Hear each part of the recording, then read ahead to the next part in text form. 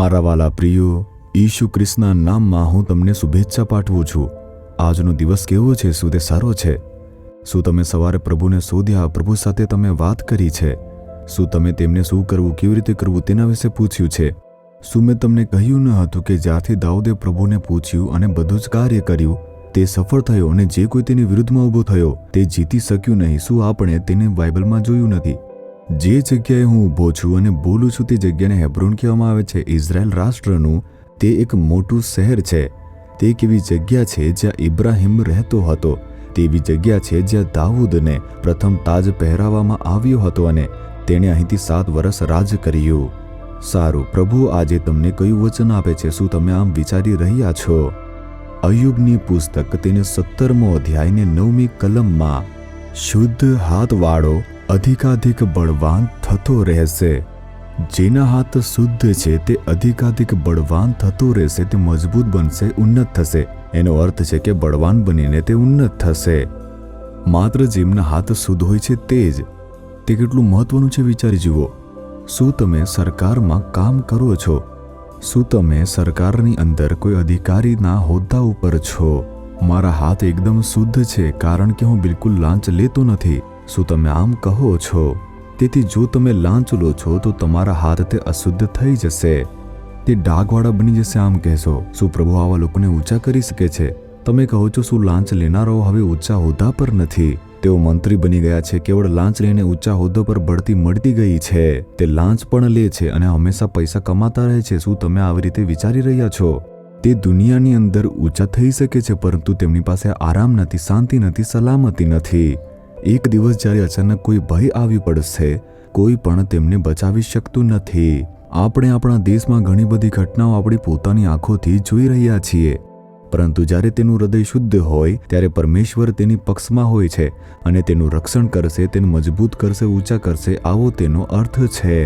જો તમે સરકાર માટે કામ કરી રહ્યા છો તો તમારે પહેલા સમજવું જોઈએ કે તમે પરમેશ્વરના સેવક છો.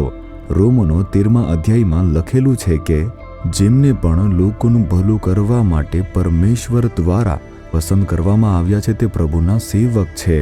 તમે લોકો કોઈ પણ સરકારી કચેરીમાં કામ કરી રહ્યા હશો. તમે પંચાયતના અધિકારી હશો, તહસીલદારના અધિકારી અથવા કલેક્ટરના અધિકારી અથવા પોલીસના અધિકારી હોઈ શકો. તમે શિક્ષણના અધિકારી હોઈ શકો છો, કૃષિ અધિકારી હોઈ શકો છો. તમે કોઈ પણ સરકારી નોકરીમાં સેવા આપી શકો છો. બાઇબલ તમને પરમેશ્વરના સેવક કહે છે. તે કેટલો મોટો લહાવો છે. તમને લોકોનું ભલું કરવા માટે પસંદ કરવામાં આવ્યા છે, અને એટલા જ માટે અમે રાજકારણીઓ અને સરકારી અધિકારીઓનું સન્માન કરીએ છીએ જ્યારે પણ તે અમારી મીટિંગમાં આવે છે, કારણ કે બાઇબલ કહે છે. તેથી પરમેશ્વરને તમારા પર કેટલો વિશ્વાસ છે અને તે તમારી કેટલી ચિંતા કરે છે તે વિચારી જુઓ. જો તમારા હાથ શુદ્ધ ન હોય, લાંચ લો છો, ભ્રષ્ટાચાર કરો અને તેના દ્વારા તમારા અધિકારનો દુરુપયોગ કરો છો તો તે પરમેશ્વરના હૃદયને દુઃખ પહોંચાડે છે. તે સમાજને પણ અસર કરે છે. પરમેશ્વર આવા લોકોને કેવી રીતે મદદ કરી શકે છે? પરમેશ્વર કેવળ તેમને જ મજબૂત કરી શકે છે, આશીર્વાદ કે ઉત્તેજિત કરી શકે છે કે જે લોકોના હાથ તે શુદ્ધ હોય.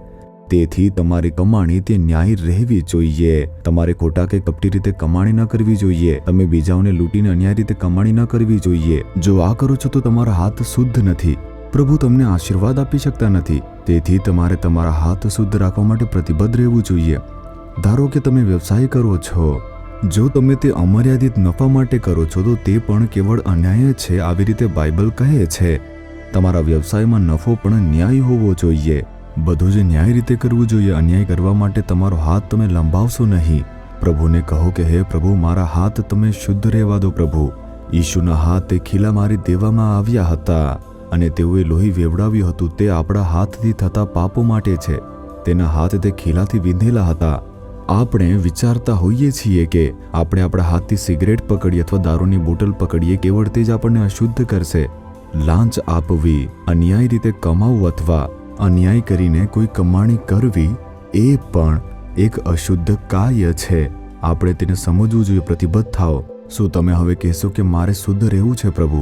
શું પ્રતિબદ્ધ કરશો? હવે કહો, હે પ્રભુ, મારા હાથ સ્વચ્છ રહેવા દો, મારી કમાણી સ્વચ્છ રહેવા દો. હું મારા હાથને તે માટે પ્રતિબદ્ધ કરું છું. તમે તમારા હાથ ખીલાથી વિંધવા માટે સમર્પિત કર્યા. મારા હાથ તમારા લોહીથી ધોઈ નાખો અને તેમને પવિત્ર કરો. હું મારા બંને હાથોને અન્યાયી કમાણીથી અને અશુદ્ધ બાબતોથી દૂર રાખવા પ્રતિબદ્ધ કરું છું. ઈશુના નામમાં amen amen. Jesus Redeems Gujarati YouTube ચેનલને સબસ્ક્રાઇબ કરો. દરેક નવા કાર્યક્રમની માહિતી મેળવવા માટે બેલ આઇકન પર ક્લિક કરો.